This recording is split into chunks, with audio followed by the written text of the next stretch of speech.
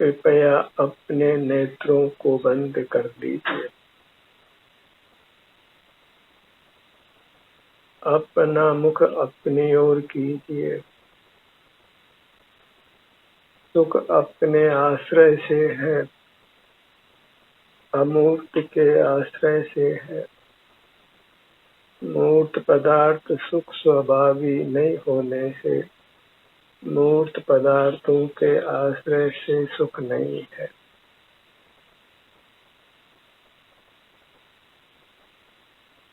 जो सुख में स्थापित करे उसको धर्म कहते हैं, और मूर्त पदार्थों के आश्रय से सुख नहीं होता, इसलिए मूर्त पदार्थों का आश्रय करना धर्म नहीं है। अपने अमूर्त काया का आश्रय करना ही धर्म है, क्योंकि उससे हमें सुख की प्राप्ति होती है।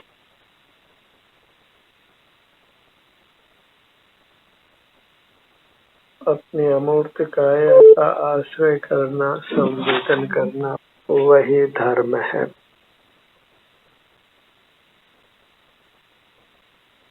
इससे भिन्न धर्म का कोई स्वरूप नहीं है। धर्म का विस्तार नहीं है।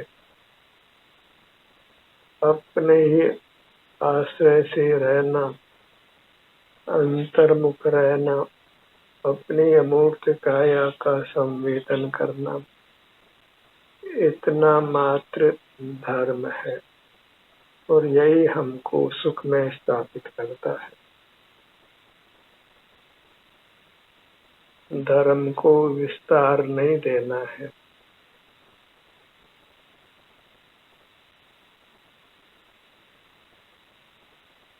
अपना स्वरूप अपने सिर से पैरों तक है। अपना आभ्यंतर शरीर ही हमारा स्वरूप है, और अपने स्वरूप के आश्रय से ही हमको सुख की प्राप्ति होती। इसलिए अपने स्वरूप का आश्रय करना ही धर्म है।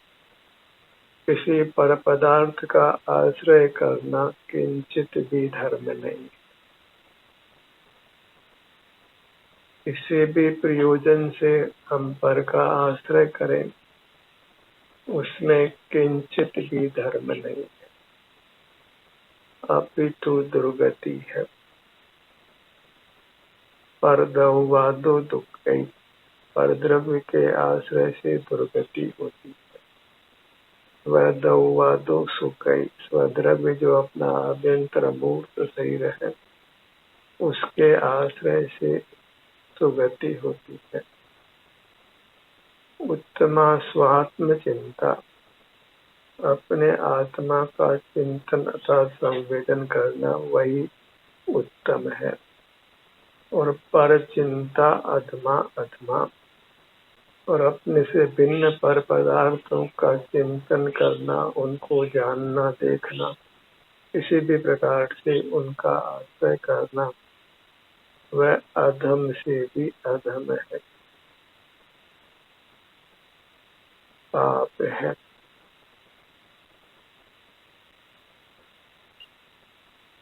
इसलिए अपनी दृष्टि को अपने पर कायम करके अपने को सुख में स्थापित करिए। जन्म मरण के क्लेश से अपने आप को बचाइए। अपने दुखों से रक्षा करना ही धर्म है। अपनी आभ्यंतर अमूर्त काया ही अपनी है, उसको कर्म के बंधन से मुक्त करना, सुख में स्थापित करना, वही धर्म है। अपनी अमूर्त काया अविनाशी है। बाह्य पदार्थ नाना परमाणुओं से मिलकर बनते हैं, तो उनका रूप विघटता रहता है, बदलता रहता है, और उनका संयोग सदा नहीं रहता है, और वे इंद्रिय ज्ञान के विषय हैं, और इंद्रिय ज्ञान से जीव को दुख होता है। क्योंकि मूर्त पदार्थों में सुख नहीं है।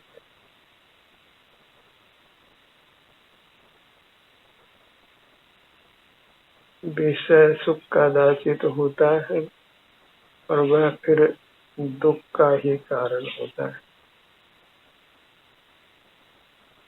प्रारंभ में मूर्त पदार्थ सुख से लगते हैं, पर उनका अंत विरस होता है। विषय भोगों में किंचित भी सुख नहीं। 5 इंद्रियों के विषयों के आश्रय से होने वाला इंद्रिय सुख, विषय सुख, उसको विषय ही जानना चाहिए। उससे विरक्त होना ही श्रेष्ठ है। जब अपने में ही सुख है तो बाहर सुख कहाँ तलाशना है।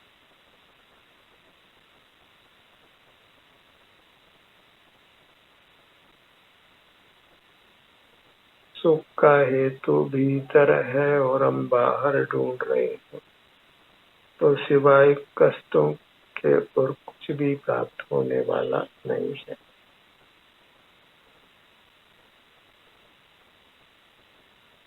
जो भी आराध्य है वह भीतर है। अपनी अमूर्त काया ही आराध्य है। उसी की आराधना करना अर्थात उसका संवेदन करना, वही आराध्य आराधक की यथार्थ स्थिति है। किसी अन्य की उपासना करना वह सब पराधीनता है और उससे हमारा स्वाभिमान नष्ट होता है। अपने को पामर मानना वही पाप है। हम विश्व के सर्वोत्तम पदार्थ हैं और हमसे उत्तम पदार्थ लोक में दूसरा नहीं। अंतरंग में देख कर मन अपने अमूर्त काया का अनुभव कर ऐसा श्रद्धान कीजिए। अंतरंग में हम वही हैं जो बाहर में भगवान है। तो भगवान की तलाश बाहर नहीं करना। और भगवान तो अमूर्त हैं, तो वह कभी हमारे ज्ञान के विषय बनने वाले नहीं। तो वे परमात्मा इंद्रियादि से रहित हैं, इसलिए वे हमको देखते जानते भी नहीं। करना धरना तो बहुत दूर रहो, तो उनसे सुख की आशा करना वृथा है।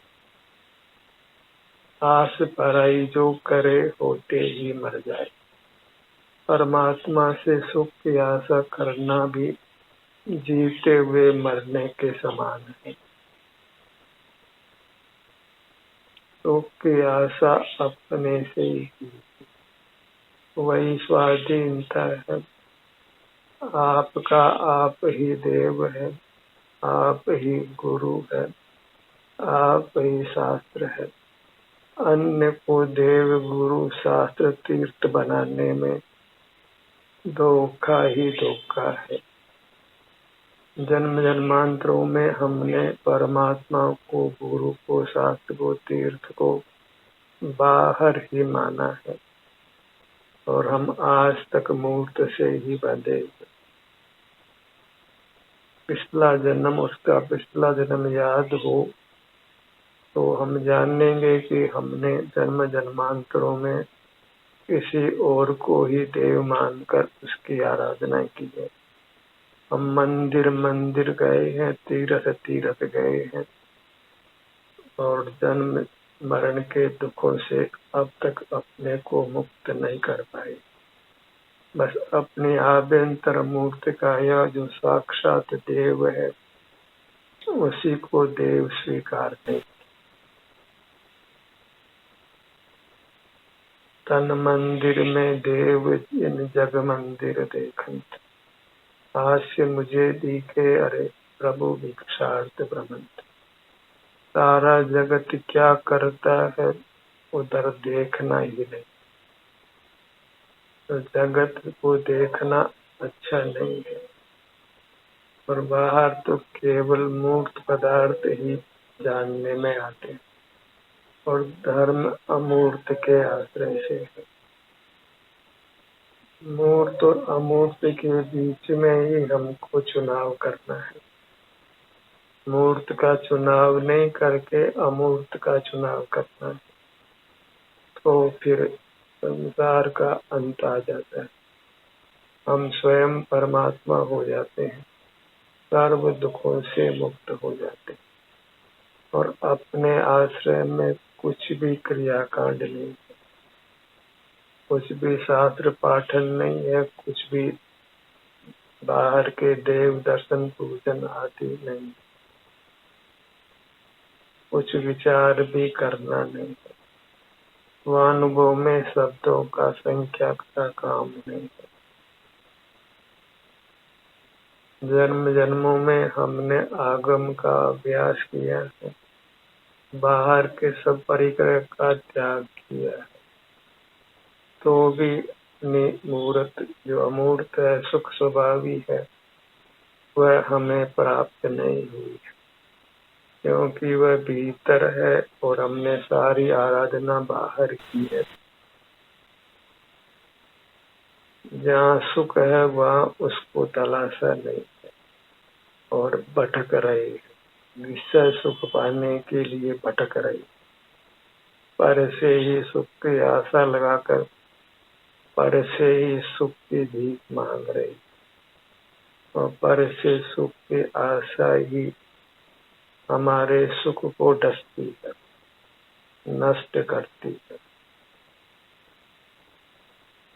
पराधीन सपने सुख नाही, वह हमारे समझ में नहीं आती और अपनी अमूर्त काया के अलावा सब पर है, उनका स्वामित्व धरना पाप है। बाह्य मूर्त शरीर भी हमारा किंचित भी नहीं है, उसके स्वामी बनना भी योग्य नहीं। यदि प्राप्त मूर्त काया ही हमारी नहीं है, तो बाहर में स्थित पदार्थ वे हमारे कैसे हो सकते हैं। जहाँ मूर्त देह अपने नहीं, स्थान अपना को।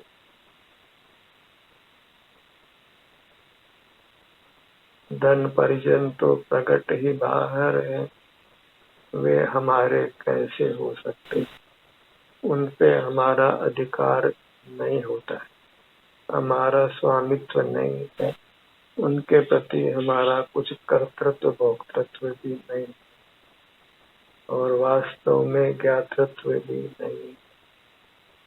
हमें अपने से ही संतुष्ट रहना, आत्म संतोष से बड़ा कोई धन नहीं।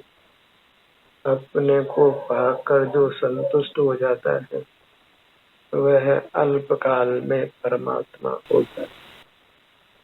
हम जगत में जो धर्म जैसा चलता है उसको चलने दीजिए, हमें बाहर देखना ही नहीं है, उसके प्रति को टीका टिप्पण करने से भी लाभ नहीं।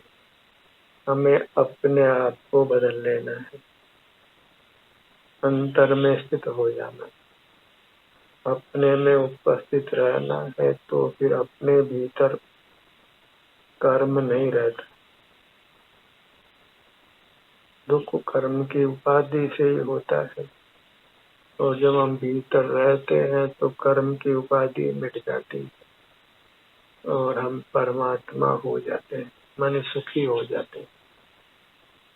इस लोक में परमात्मा ही वास्तव में पूर्ण सुखी है। ये सब संसारी जीव अल्प या अधिक दुख को भोगते ही। संसार में किसी भी प्राणी को टटोल लीजिए, क्या वह सदा सुखी रहा है? क्या उसके जीवन में कभी कोई दुख नहीं आया? कोई भी यह दावा नहीं कर सकता है कि उसके जीवन में कभी दुख ने प्रवेश नहीं किया। क्षुधा का होना भी दुख ही है, तृषा का होना भी दुख है।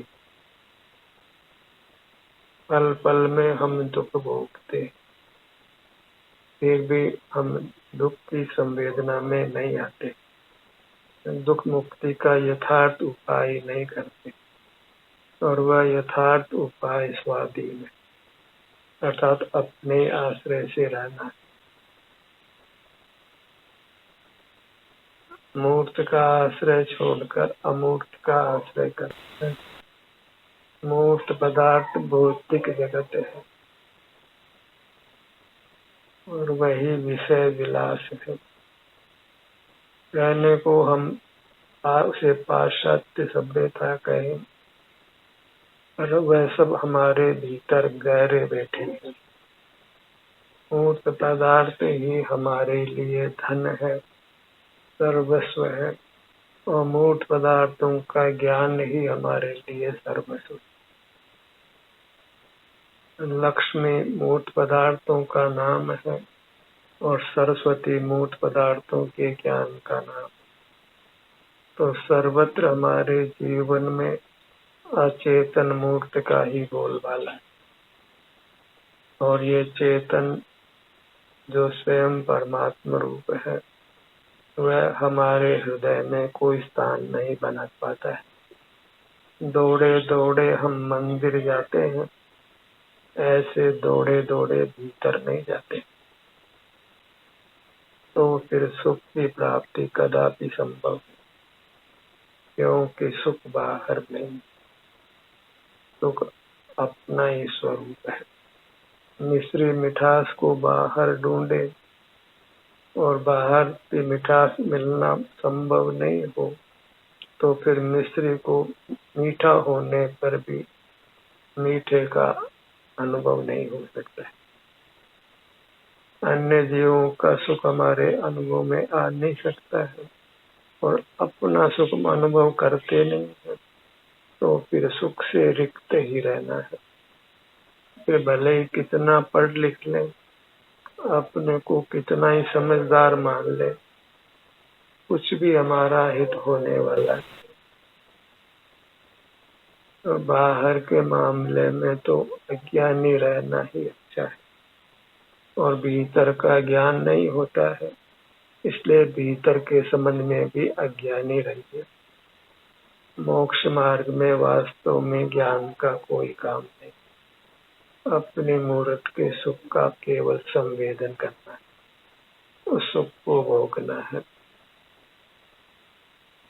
भले ये लोग ऐसा कहे कि ज्ञान समान आन जगत में सुख को कार्य, यह परमामृत जन्म जरा मृत्यु रोग नहीं माने, पर ये सब मिथ्या प्रलाप है। सुख का कारण सुख ही है, पर नहीं है। सुख से ज्ञान भिन्न है, और सुख का कारण सुख ही है, ज्ञान नहीं। हम ऐसी अपेक्षा करें कि जगत से मोक्ष मार्ग मिलेगा, तो वह अपेक्षा कभी पूरी होने वाली नहीं है।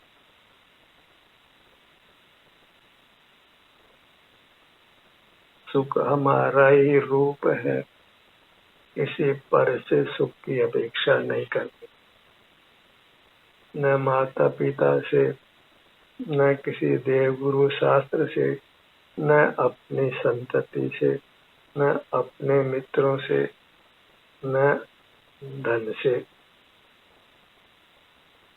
अपना ही रूप सुख है, इसलिए अपने से ही सुख की आशा कीजिए। आत्मनिर्भर रहिए, स्वावलंबी रहिए। सिर से पांव तक विस्तार को प्राप्ति यह आत्मा है, उसी पर निर्भर रहिए।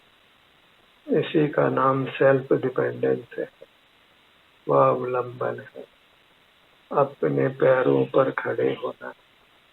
धन के पैरों पर खड़े होने से आज तक कोई परमात्मा नहीं बन सका, सुखी नहीं हो सका।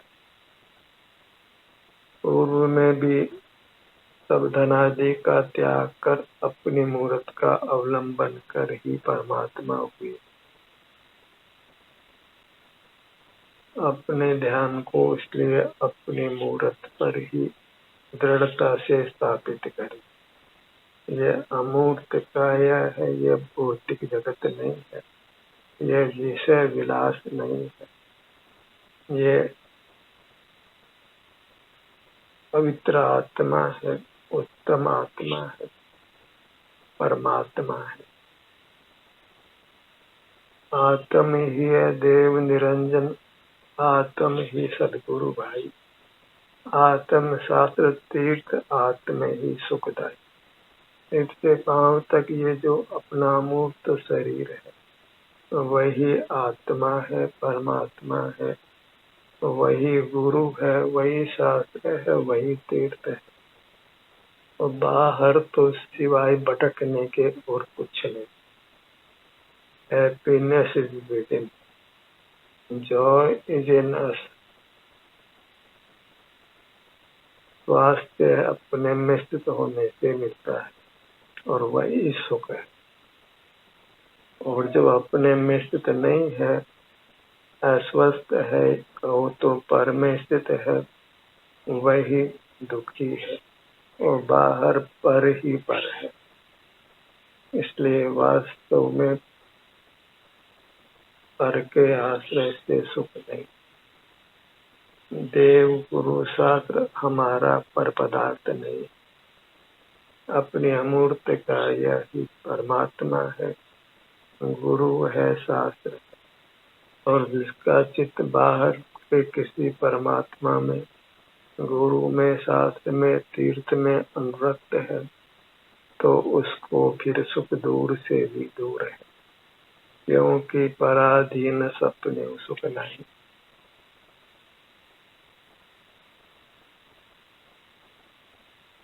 जीना मरना एक जैसा ही है, जो पर से सुख की आशा करते हैं। आस पराई जो करे होते ही मर जाए, तो मरने जैसा ही है, उसका जीना नहीं जीना बराबर है। अपने ध्यान को अपने सिर के भाग पर लाई, अपने ऊपर की सीमा, जिससे ऊपर अपने ध्यान को नहीं ले जाना। अपने ध्यान को अपनी पगतलियों पर लाई, अपने नीचे की सीमा, जिसके नीचे हमारा सुख नहीं है, अपने नीचे की सीमा को अच्छी तरह पहचान। इसी प्रकार सिर से पांव तक आगे की सीमा को पहचान ली, पीछे की सीमा को पहचान लीजिए, बाईं ओर की सीमा को पहचान लीजिए, दाईं ओर की सीमा को पहचान लीजिए।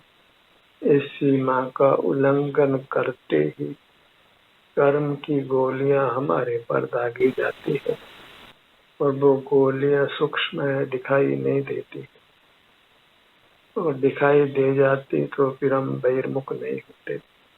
वह आता हुआ कर्म अति सूक्ष्म है, इंद्रिय गोचर नहीं है, और वही हम धोखा खा जाते। पर इस मूर्त काया से पृथक किसी पदार्थ का अस्तित्व अवश्य है, जो कि नूतन शरीर की रचना करता है, जिसके कारण से शरीर में वेदना होती, राग आदि दोषों की उत्पत्ति होती, और वह अन्य जीव कदापि नहीं। और बाहर दिखने वाले स्थूल पदार्थ भी नहीं है। हमारे साथ बद्ध सूक्ष्म मूर्त कर्म ही नूतन शरीर की रचना करता है, और उसी के कारण से मरण भी होता है, वेदना भी होती, क्षुधा त्रसा आदि नाना प्रकार के विभाव परिणाम होते, क्रोध मान माया आदि कषाय पैदा होती है, हिंसा झूठ आदि के पाप परिणाम उत्पन्न होते। वह कर्म हमारे भीतर प्रवेश करता है जब हम अपनी सीमा को उल्लांघते। मजे मजे में हम अपनी सीमा को उल्लांघते हैं, फिर रो रो कर कर्मों के फल को भोगते हैं। कुछ समझ नहीं आती, क्योंकि जो कर्म बंधता है वह अति सूक्ष्म है और हमारी अमूर्त काया उससे भी अधिक सूक्ष्म है।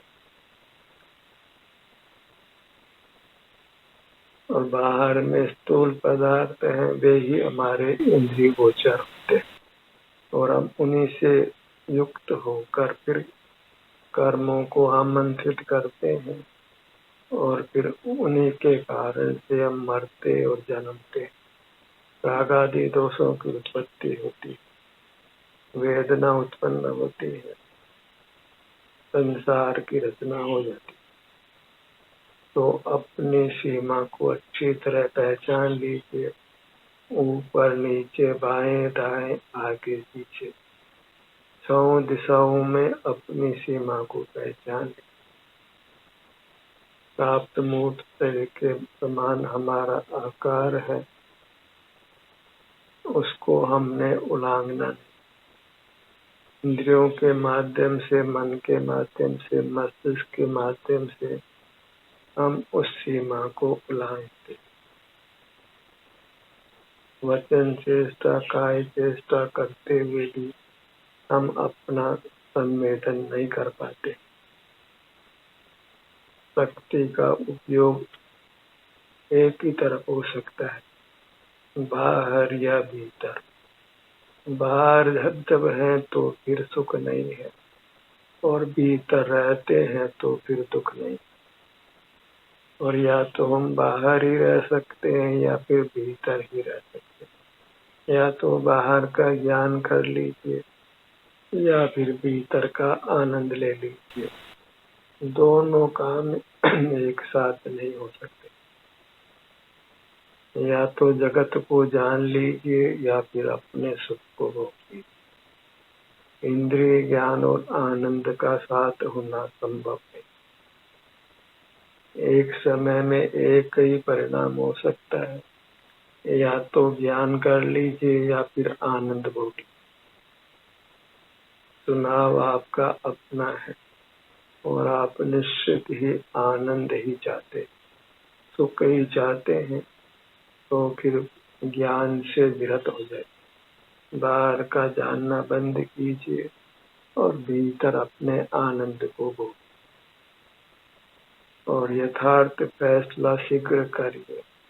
यह मनुष्य आयु बीती जाती है, दुनिया क्या कहती है अंध चाल मत चली, भेड़ों की चाल मत चली, क्योंकि यह जग में अनिवार्य अज्ञान अंधेर छयो अति भारी। जगत से कुछ भी अपेक्षा मत करिए, वह पर पदार्थ मुझसे बना हुआ है। अपने स्व पदार्थ से ही सुख की आशा की, उसी में अनुरक्त रहिए, उसी में संतुष्ट रहिए, सिमट कर रहिए। जो सिमट गया वह दुखों से बच गया और जो बाहर फैल रहा है वह फिर नाना दुखों को भोगता है। फिर भले ही वह सुख पाने के लिए कितने ही प्रयत्न क्यों न करे। बाहर जोखिम है और भीतर जोखिम का कुछ काम नहीं। ध्यान का ये सत्र यही समाप्त होता है।